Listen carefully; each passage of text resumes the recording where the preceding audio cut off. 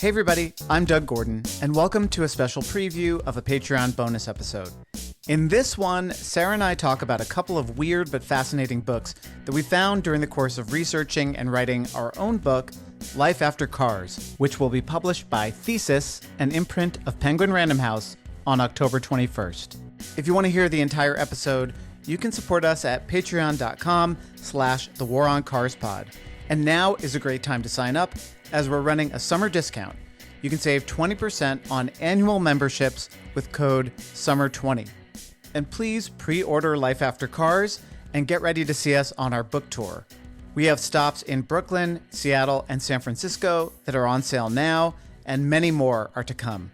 You can check out lifeaftercars.com for all the latest info. Thanks. I do want to ask, because I think in the spirit of this meeting could have been an email, how does he go on for what I'm assuming is around 250 to 300 pages with what's in there in terms of prescriptive ideas for how to bring down our road accident, road death rates? One of his ideas is to make, and this is Appendix 17, discourtesy as an indictable offense. Like literally legally indictable? There is much to be said for making discourtesy itself an indictable offense. As part of a demerit mark system with relatively mild penalization, this surely would not be too difficult to administer once there were an adequate system of patrols. So this is like Black Mirror social credit sort of ideas of and there literally is a Black Mirror episode about this where you cross the wrong person, you say the wrong thing, and you get a demerit, and eventually you could be cast out of society. Yeah, so he says that the ultimate objective is that we should live together on the road as we do today on the sidewalks without ever dreaming of doing violence to each other. There will then be no more accidents on the road than there are now on the sidewalk. 200 years ago, the risks of walking around were probably at least as bad as the risks of driving around today. There was a fair chance of being... Citation, please. There was a fair chance of being knifed or clubbed or bludgeoned, and quite a likelihood of being shouldered out of the way by passing bullies. Wait.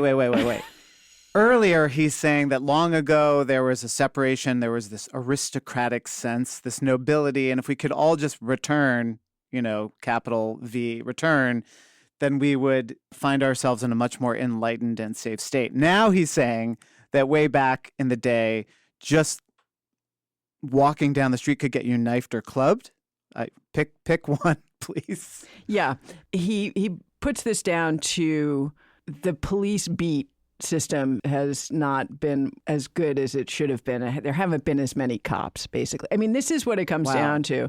I mean, he's describing sort of today, more surveillance, lots of cops, and with iPhones trained on you at all times, the slightest little transgression, such as being the CEO of a company sleeping with your HR manager and being caught on the Jumbotron at a Coldplay concert, could get you just totally destroyed by society.